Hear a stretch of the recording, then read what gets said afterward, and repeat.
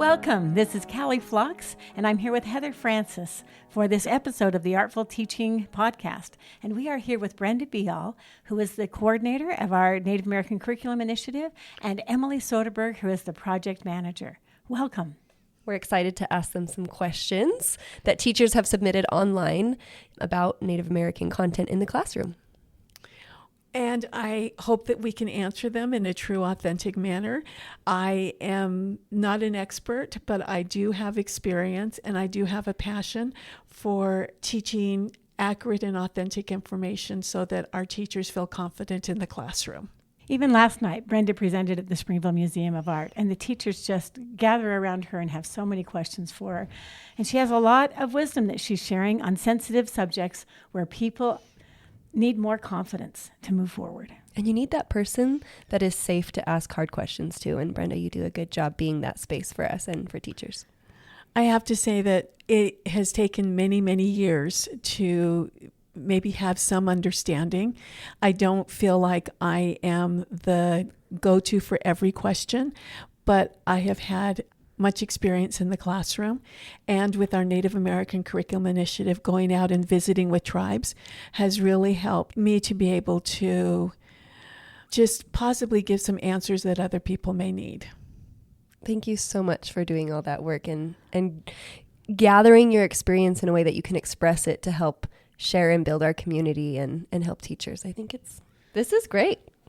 Are we ready for the first teacher question? I think we are, and I am going to ask Emily to help me with some of these questions because Emily and I work side by side together for the Native American Curriculum Initiative, and so I want you to hear her expertise also and the knowledge that she has garnered during this time working with NACI. Mm-hmm. Great. Okay, our first question that we selected from our social media survey. This teacher says, I want to teach Native American art projects, but I don't want to appropriate. Do you have any tips on this? And also, do you know of any Native Americans near Utah County that would be willing to come to my classroom? Well, I would have to say to this teacher, this is fantastic because engaging your students in art, any kind of art, is fantastic. The fact that you are being conscientious in bringing art into your classroom should be applauded because art in general already has embedded in an indigenous pedagogy. And so when you do art, you are being more culturally responsive in your classroom. And it's any kind of art that you do. It has elements of cooperation and collaboration. It also has an underlying story that every artist wants to share with whomever their audience will be. And so story definitely is a part of Indigenous pedagogy, as is collaboration and cooperation. There's side-by-side coaching in art, which is also Indigenous practice, and there's intergenerational work together. And my favorite is that mistakes are to be learned to learn from, not to be graded on. And so I applaud you for doing art. Now, when it comes to Native American projects, I think you need to ask yourself a couple of questions.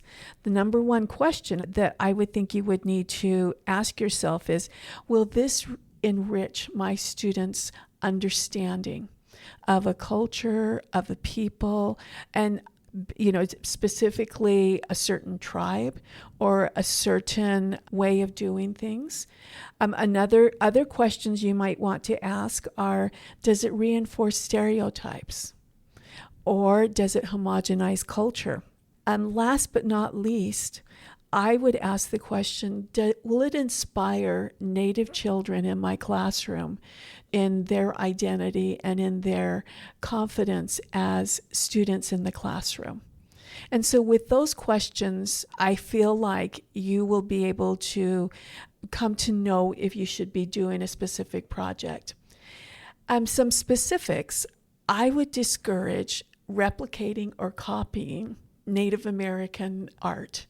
I think you can learn from Native American art, and I think you can learn about it, what tribe it's from, maybe specific designs. There is so much to learn about the way that it is made and why it's made and how it's used.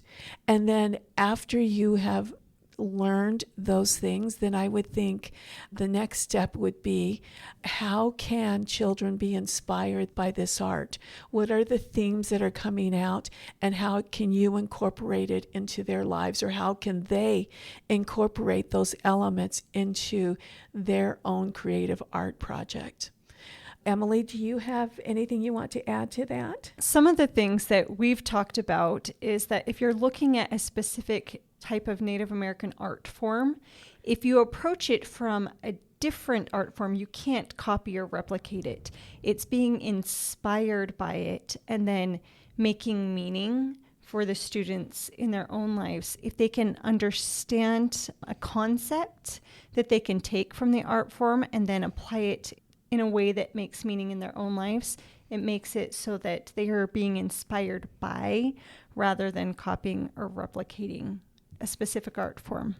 So I think a good example that we can give you is maybe bringing in, if you have access, and everyone does have access if you are checking out culture cases from your district, or I would ask to see if your district has culture cases or artifacts that you can check out, or you can go to the BYU Museums of Peoples and Culture and check out their culture cases. Brenda, can you just define what a culture case is? Is that a common term used in districts for what you're... I call them culture cases because the reason why I call them culture cases is because the Museum of Peoples and Culture has culture cases, and we've been partnering with them, helping them to update and reframe the culture cases so they're more accurate and authentic in the way the artifacts are being used. So a culture case is a box of artifacts, yes, authentic, accurate artifacts that represent a culture. Yes. Okay. So my example is rug weaving. If you wanted to share about Navajo weaving, there are places on the internet, there are culture cases that may have a rug. You may have students in your classroom who have rugs in their home that they'd be willing to bring in. And let's say that you're using that to learn more about the Diné, which are the Navajo. And you can learn math through those rugs. You can learn about different regions of the Navajo Nation and how they weave their rugs. There are so many intersections with other ideas and themes with rug weaving.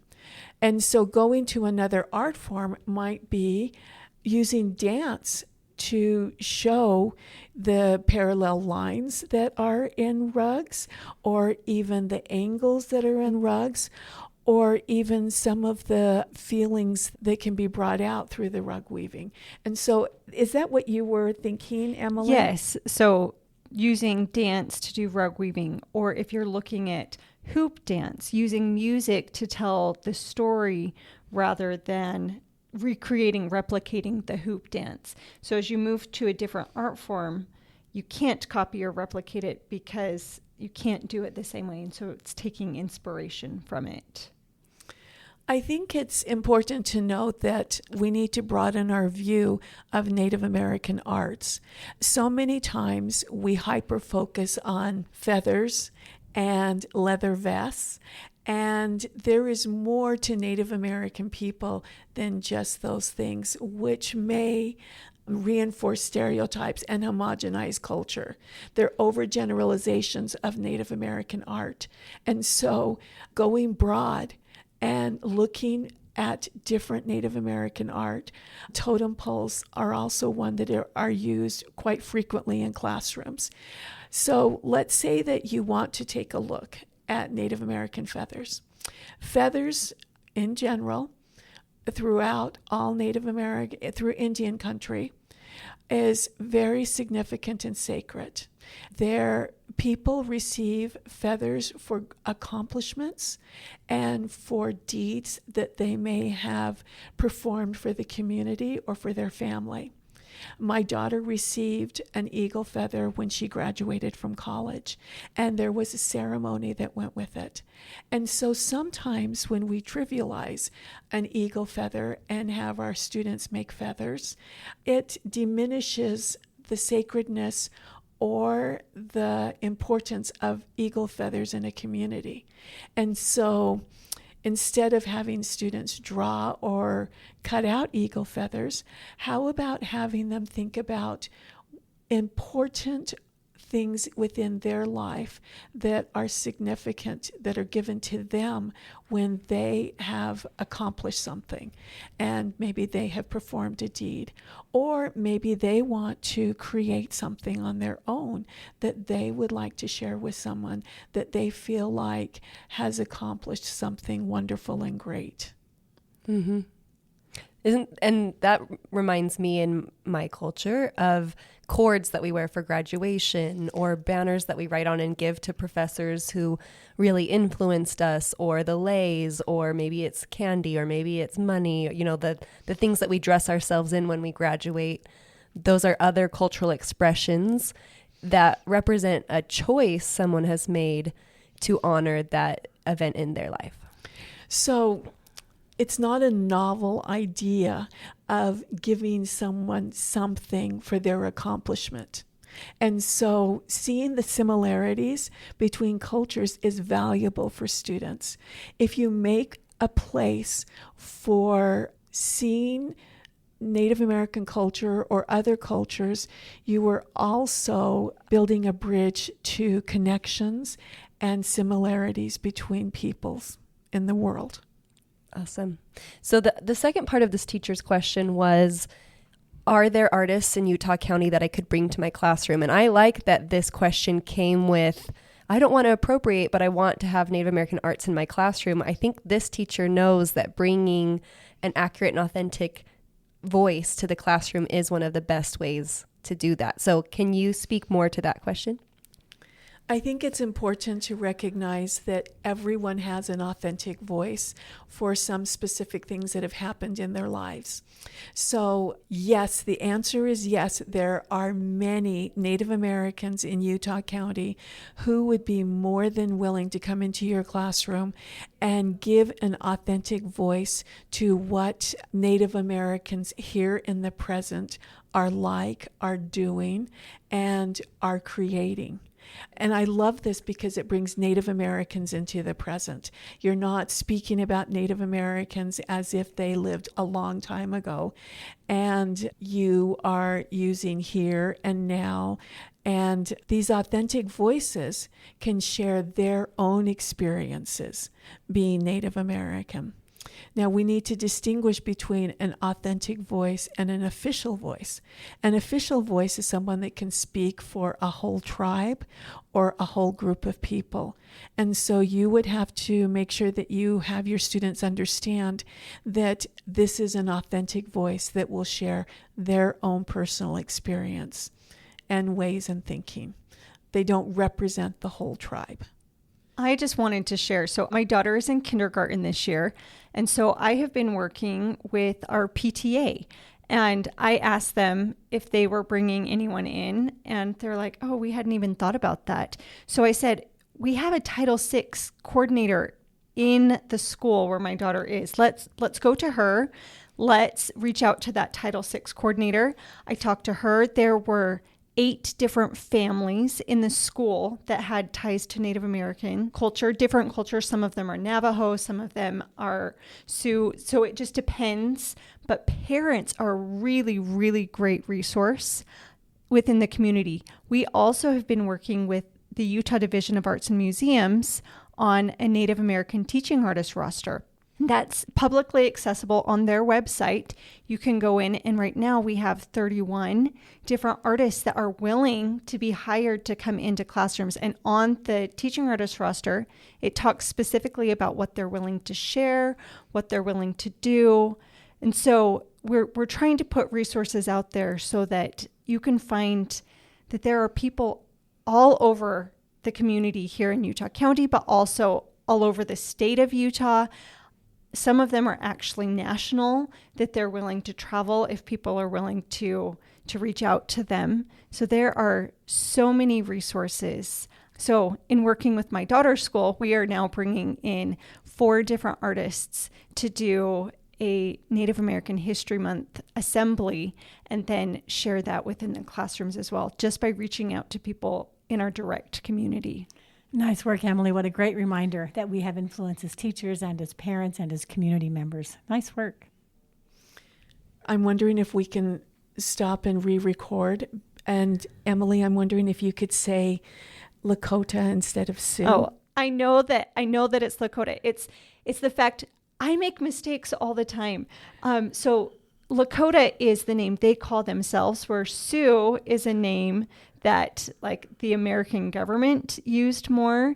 And so it's in my brain because that's what I grew up using, but we are now trying to reach out and use the names that the people themselves call themselves. Like Brenda is Dene, but they were called Navajo. And so we're trying to use the names that the people call themselves rather than names that were placed upon them. There are lots of Native American tribes that are now doing a language change. And so we're just trying to keep up with them. Uh-huh. And I love that Emily explained it so well. It is important for us to just use the name that people want to be called by. In fact, Callie, last night, we learned a little bit about Massasoit, who is a sculpture that Cyrus Dallin created. And he has been, people thought that was his name, when actually the term Massasoit means leader. And it's time that we start calling that leader by his name. And his name is... Wait, hold on. This is a statue of a Native American man. Yes. And this statue was originally commissioned by a Utah artist for Plymouth Rock, for a monument there in the 1920s. And there's 3 copies of it in Utah, one at the state capitol, one at BYU, and one at the Springville Museum of Art. And it's a beautiful sculpture, and it's typical of what would be created in the 1920s as far as accuracy and things. But they named it Massasoit, and so people thought that was the Native American's name, and it isn't. His real name is Osamaquin. And so for all of these years, he has been known as Massasoit, which is great leader, and that's wonderful. But I think it would be time for us to call him by his true name, which is Osamaquin. So hence, discourage Sioux, instead Lakota or Nakota or Dakota. Okay. So instead of Pima, Tohono O'odham. Instead of Navajo, Dene. So that's why I wanted to stop. I think that's great. I love learning this new information. I think teachers are really going to want to know it too. So, okay. Well, I just want to conclude this question by saying, if you want to know more about not appropriating in the classroom, but including Native American arts and a Native American culture in your classroom, we have an online PD course answering just this question. It's called Amplify Native Voices in the Classroom, and you can register for it online on our website, and we'll put a link in the show notes. And there's actually a teaching artist and Native educator who starts the course. His name's Alan Groves. He was in a previous series for an AC on this podcast, but he gives a great example of how he's a bead worker, and he talks about how important beadworking is in his life and how it contributes to his identity. And then he gives teachers in this online course an assignment to create their own work of art inspired by this Native arts practice, but he doesn't ask them to do beadwork. So that's a great way to get introduced to another example of how we help teachers get that confidence to include Native arts in the classroom. There is also a wonderful show at the Springville Museum of Art going on right now that is called Contemporary Voices, Utah Native Art, and it features many of the artists that are on the Utah Artist roster.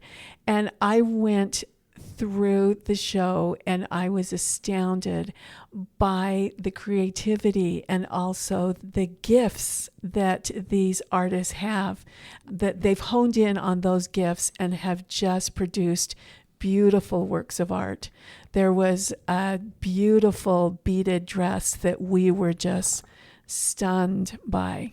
You're right, Brenda. That dress was beautiful. The only way it could be more beautiful is if it was on a Native woman wearing it. It's a knee-length, light-colored buckskin dress, and the buckskin has what are they called when they shred it with the long... Some people call it fringe. Yes, the long fringe. And around the shoulders was the whole shoulder piece shawl was beaded in these bright, beautiful pink, flowery colors. It was so feminine and delicate, with a placard on the front that represented symbols from her family, her life, and the things that she loved. And it just radiated femininity in such a beautiful way. It was a gorgeous dress. And then there is visual art where it can really get you thinking about, what was this artist portraying? What was the story? What was their story? So a trip to the Springfield Museum of Art and having them take a look at the statue, which is still titled Massasoit, but we know now his name is Osamoquin, and then right next to it, just going and viewing the Contemporary Voices show would be a fantastic activity. Do we know how long the show is open? I think at least through the fall. It just opened yesterday. Oh, okay. So we have a couple months, probably. It hasn't had its true opening. It just happened that the show was up, but they're going to be having an opening soon. Okay, great. Okay, well, we did just spend a half an hour on one question, so we will need to record another episode to continue answering more of these questions, Brenda. But wasn't this such a good idea? I'm really excited to do more of these. So thank you, Brenda and Emily. We will see you in the next episode.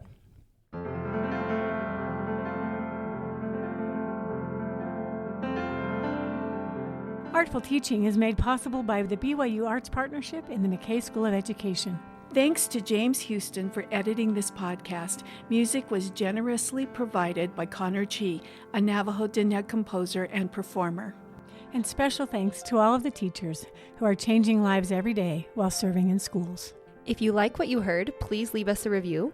You can find all the show notes for this episode and more resources at advancingartsleadership.com. And don't forget to check out our tribe-approved lesson plans on the website as well. I'm Heather Francis. And I'm Callie Phlox. And I'm Brenda Beyal.